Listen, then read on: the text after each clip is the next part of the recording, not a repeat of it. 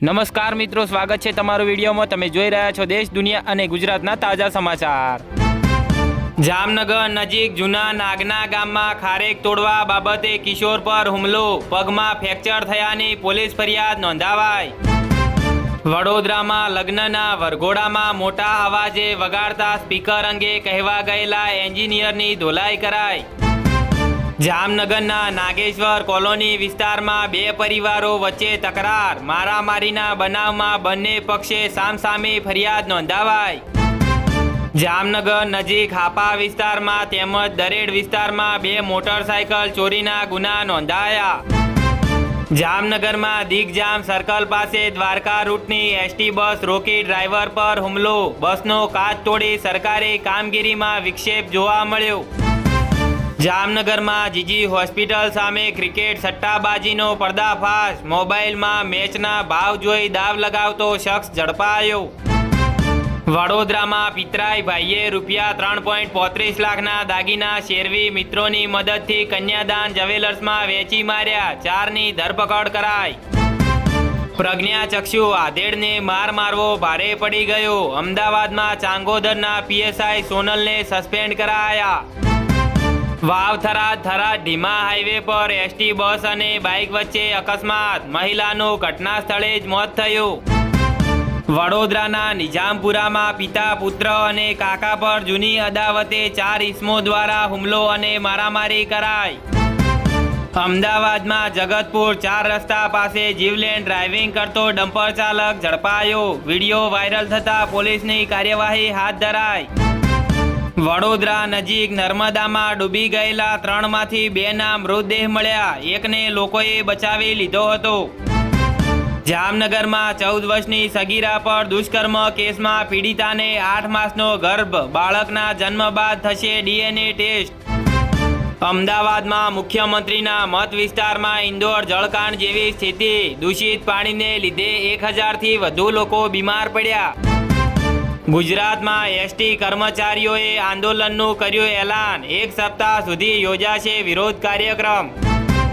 જામનગર નજીક જાંબુડા ગામના પાટિયા પાસે હોટલ ખાતે થયેલી મારામારી અને હત્યાના પ્રયાસના ગુનામાં 2 આરોપીઓની ધરપકડ કરાઈ।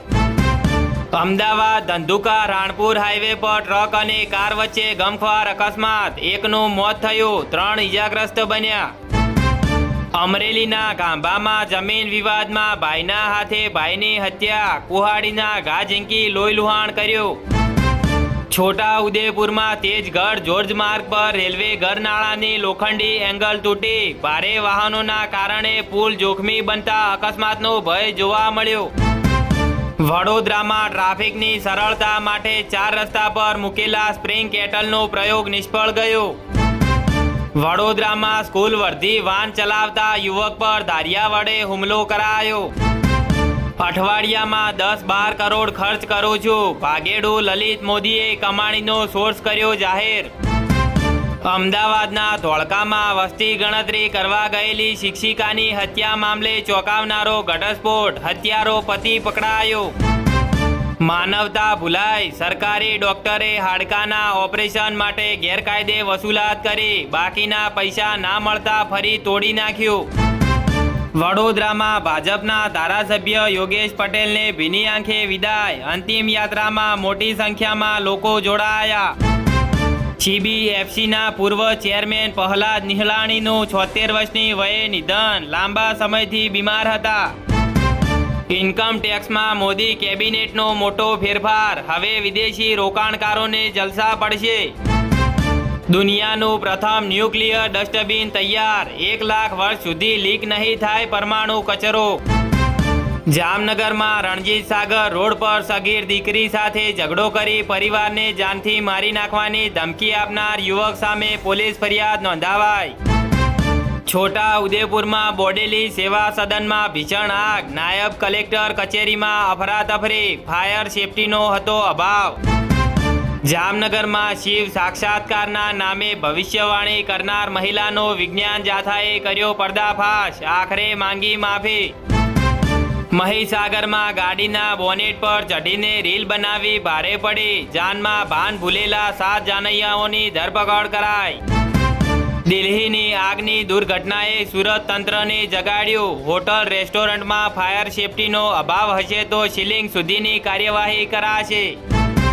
ગુજરાત પોલીસની બોર્ડર રેન્જનું વિભાજન, નવી બનાસકાંઠા રેન્જ બનાવાય. મુખ્ય મથક પાલનપુર.